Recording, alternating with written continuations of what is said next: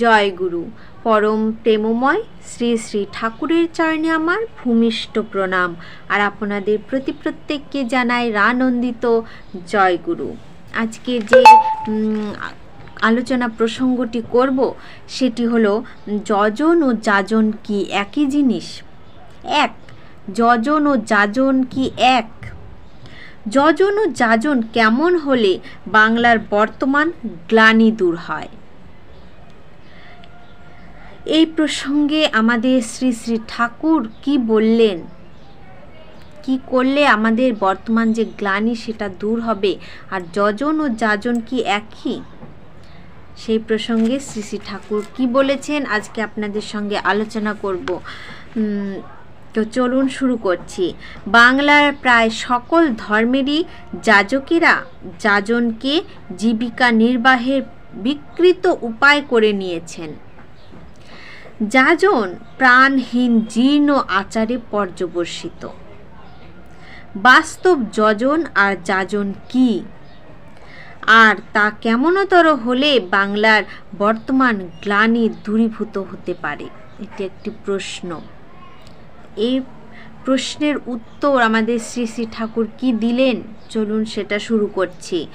যাজন আর্য দ্বিজদের একটা প্রধান নৈমিত্তিক করণীয়। এই যাজন করতে গিয়ে মানুষের কত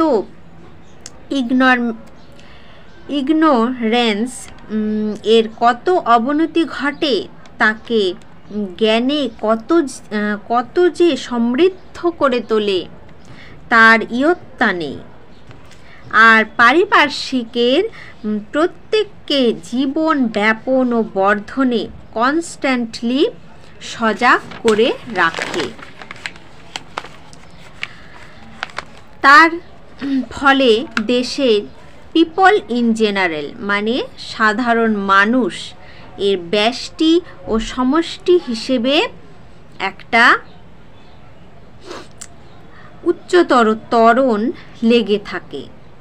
লেগে থেকে চড়াই অধিগ্রহণ এর দিকে কনস্ট্যান্টলি ধাবিত হয়ে আইডিয়াল এর ইন্টারেস্টকে ফুলফিল করে সার্থকতায় কৃতার্থতা মণ্ডিত হয়। আর এই যাজন তখনই প্রাণহীন হয়ে ওঠে যখন সে তার আইডিয়ালের ইন্টারেস্টকে প্রতিষ্ঠা না করে, যখন যাজক তার স্বার্থকে প্রতিষ্ঠা করতে চায়। আবার যাজন যখনই যজনকে অনুসরণ করে না, তখন তার উপসংহারে ব্যষ্টি সমাজ ও জাতির ধ্বংসকেই নিয়ন্ত্রণ করে আনে। কারণ মানুষকে যাতে উদ্বুদ্ধ করে তুলেছে, তা যদি অনাচরণ জনিত দোষে ক্লিষ্ট হয়ে অবসন্ন হয়ে থাকে, সেই অবসন্নতার ভিতর দিয়ে ইগনোরেন্স তাকে অধিকার করে। ইগনোরেন্স মানে আদর্শে অধিকার করে, বিকট বিক্রমে নিজেকে প্রতিষ্ঠা করতে অনবরত প্রয়াস পায়। তাই তিনি যাজক। তিনি যদি আইডিয়াল মানে আদর্শে থ্রোলি ইন্টারেস্টেড মানে সম্পূর্ণরূপে আগ্রহী, আচারবান না হয়ে যাজন করতে যান, তবে তা সমূহ বিপদেরই কথা। তাই আমাদের আগে ঠিকমতো যাজনটা জানতে হবে। যদি আমরা যাজন না করে কাউকে যজন করতে যাই, কাউকে সেগুলো বলতে যাই, তাহলে কিন্তু সমূহ বিপদ। আমাদের সম্পূর্ণটা জেনে তারপরে যেতে হবে।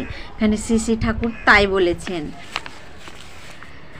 আপনারা এমনটা মেনে চলুন। আজকের আলোচনা এ পর্যন্তই। জয় গুরু।